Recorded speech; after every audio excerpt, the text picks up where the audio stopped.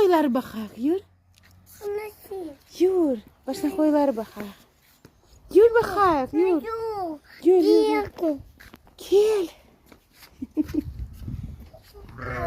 Sen üşümüyorsun yok? Üşümüyorsun güzel. Tavuklar. Tavuklar nasıl yesin çıkarın? Güzel koyular bu tarafta. Güzel koyular bu tarafta.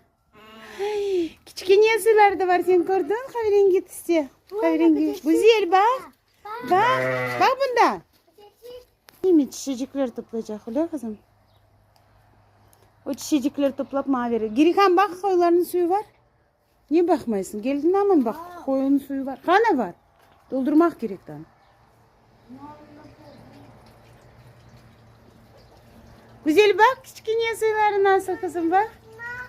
Beraber suyunu at. Ödül bir suyu bu kızım. Sağ ol tatlım. Sağ ol tatlım benim. Sağ ol. Alayım. Ay yıkıldı burada. Bunu da ver, bunu da. Sağ ol tatlım. Sağ ol. Bim.